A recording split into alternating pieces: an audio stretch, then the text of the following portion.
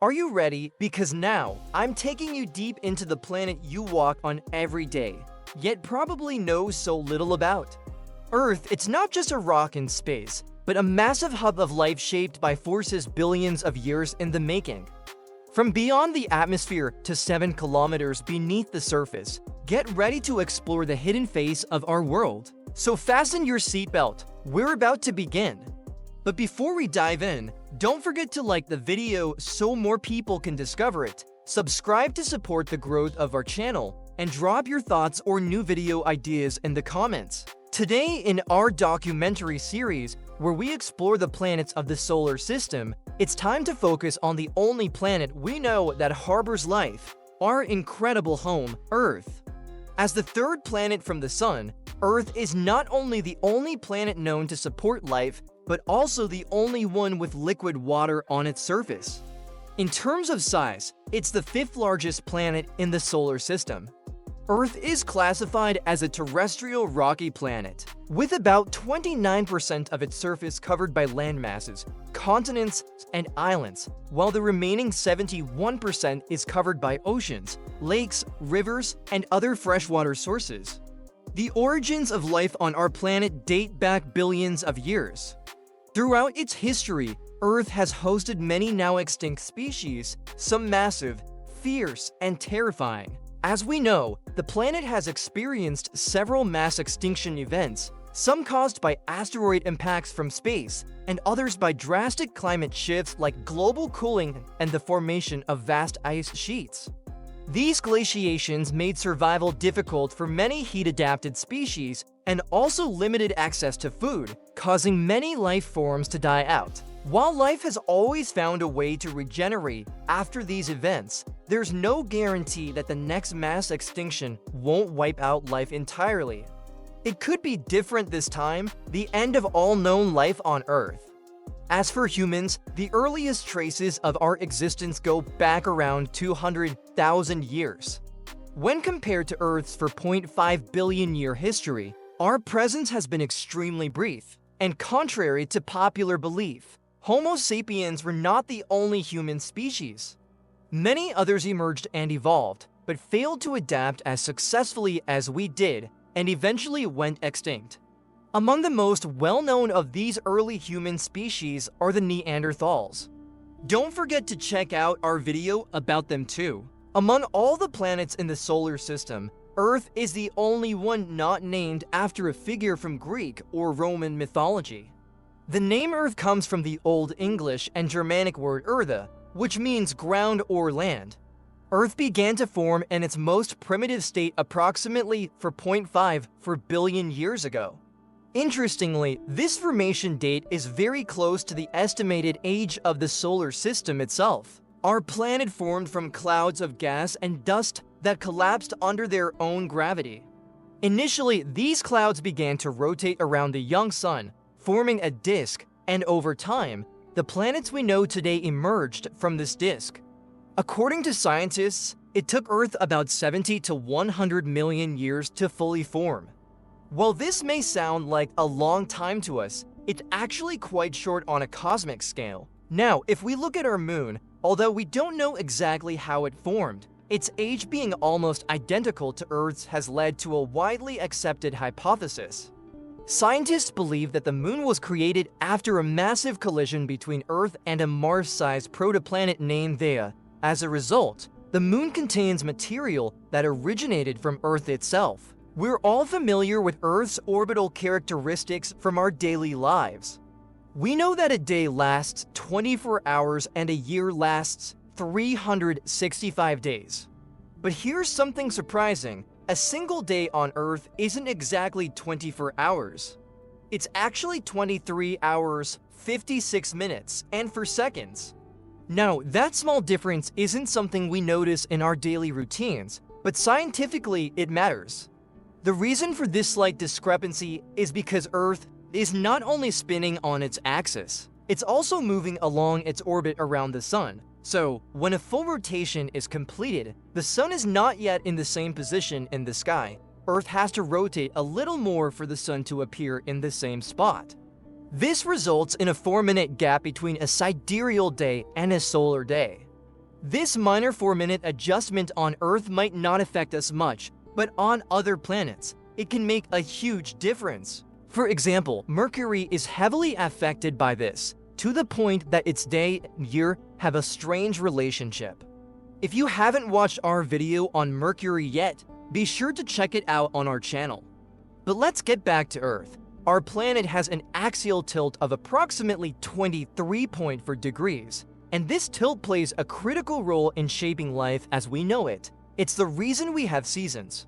Because of this tilt, the angle at which sunlight hits Earth changes throughout the year. For example, when the northern hemisphere is tilted toward the sun, it receives more direct sunlight and experiences summer, while the southern hemisphere, tilted away, goes through winter. 6 months later, the situation reverses, and this creates the ongoing cycle of seasons. It's also worth clearing up a common misconception. The seasons are not caused by how close Earth is to the sun. Instead, they're a direct result of Earth's axial tilt and how it affects the angle of incoming sunlight. That's the true driving force behind the changing seasons on our planet. Our planet Earth, which is considered medium-sized among the planets in the solar system, has a radius of 6,371 kilometers and a mass of approximately 5.97 times 10 kilograms. Based on these measurements, scientists have calculated Earth's density, which is around 5.51 grams per cubic centimeter. Among rocky planets, Earth and Mercury have quite similar densities. However, the same cannot be said for gas giants like Saturn. Saturn's density is incredibly low, only 0.69 grams per cubic centimeter. You might have heard the common claim that if Saturn could somehow be placed in a massive enough ocean, it would float. As unbelievable as it sounds, it's actually true. Due to its extremely low density, Saturn could float on water if the body of water were large enough to hold it. Now, let's take a closer look at what makes Earth special, and that is water. While Earth is classified as a rocky planet, it contains a significant amount of water, even within its internal structure. Of course, the rock content is much denser than the water. For instance, while water has a density of 1 gram per cubic centimeter, rocks inside the Earth typically range from 2 to 3 grams per cubic centimeter. What's fascinating is that Earth's density increases as we go deeper into the planet. Let me break it down layer by layer. The crust has a density between 2.7 and 3 grams per cubic centimeter. The mantle ranges from 3.3 to 5.7 grams per cubic centimeter. The outer core ranges between 9.9 and 12.2 grams per cubic centimeter. And finally, the inner core has the highest density, between 12.8 and 13.1 grams per cubic centimeter. As you can see, the deeper we go, the denser Earth becomes. Now, speaking of the inner core, it lies at the very center of our planet and has a radius of around 1,220 kilometers. It's mostly made of iron and nickel, and temperatures can reach up to 5,400 degrees Celsius. Surrounding this core is the outer core, which acts like a protective shell.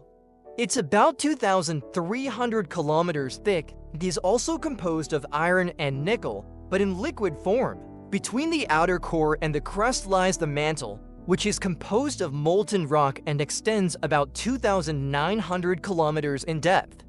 Finally, the crust, which is the outermost layer, is only about 30 kilometers thick. The region where the crust and mantle meet is called the lithosphere, and it's constantly in motion. This movement is what causes earthquakes, and over millions of years, it's what shaped the Earth's surface as we know it today. Now, let's talk about one of the most essential elements that makes life possible on Earth, our atmosphere. The layer closest to Earth's surface is made up of roughly 78% nitrogen and 21% oxygen.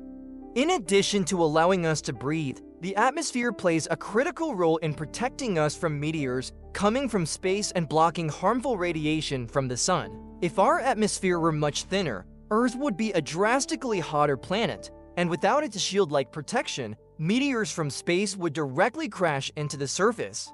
We'd see craters all over Earth, just like we do on the Moon or Mercury. Just like Earth has layers beneath the surface, the atmosphere is also structured in layers stretching upward. These 5 main layers are, from bottom to top, troposphere, 0 to 12 kilometers stratosphere, 12 to 50 kilometers mesosphere, 50 to 80 kilometers thermosphere, 80 to 700 kilometers exosphere, 700 to 10,000 kilometers. The troposphere, the layer closest to the ground, gets its heat mainly from the Earth's surface. Even though it only goes up to 12 kilometers, this is where 80% of the total mass of Earth's atmosphere is concentrated. That's because of the high pressure and gas density found here. Yes, even though there are 5 layers and the exosphere reaches tens of thousands of kilometers, the troposphere holds most of the atmosphere's weight. It's also where water vapor is found, which is why rain, snow, and all weather events take place here. Next is the stratosphere. At its upper edge, the pressure is just 1,000th of what it is at sea level. Unlike the troposphere, where the higher you go, the colder it gets, in the stratosphere, temperature increases with altitude. That's because the ozone layer, which absorbs the sun's rays, is located here. Temperatures at the bottom can drop to minus 60 degrees Celsius, but as you rise, they can reach up to 0 degrees Celsius. Above that is the mesosphere, and here, just like the troposphere, temperature drops as you go higher, reaching lows of about minus 80 degrees Celsius. It gets so cold that even water vapor can't survive. It freezes into tiny ice crystals. Next comes the thermosphere, and this is where things get really interesting. Here, the temperature can soar, and I mean really soar. Take a guess. The temperature in this layer can reach up to 1500 degrees Celsius. Now you might be wondering, if it's that hot, why don't we feel it? Well, that's because the air molecules are so spread out. There's almost no way for heat to transfer downward to the layers below. In other words, it's hot, but there's not enough substance to carry that heat. Finally, there's the exosphere, the outermost layer. This is a silent region, no weather, no storms.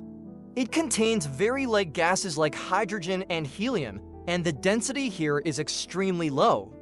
To give you an idea, a molecule in this layer can travel hundreds of kilometers without colliding with another molecule. That's how empty it is.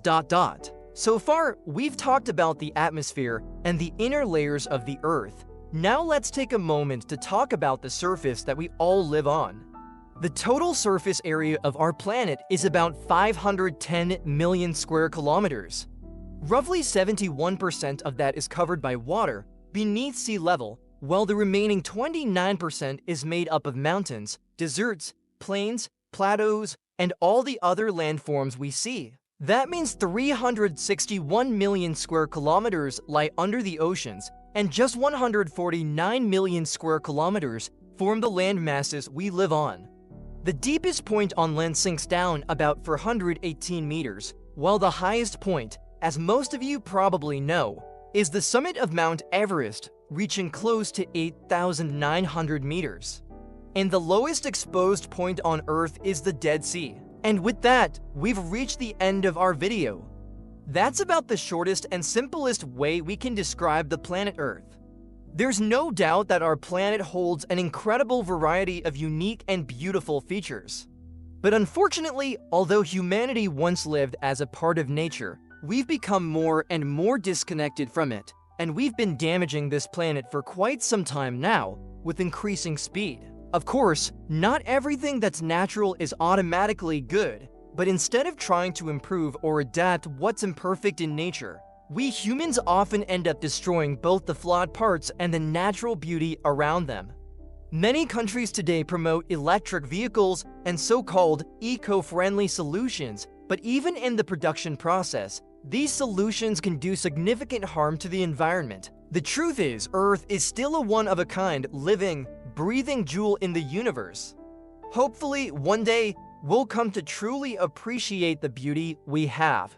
Until then, take care of yourselves, and I'll see you on our next planetary journey. Goodbye for now.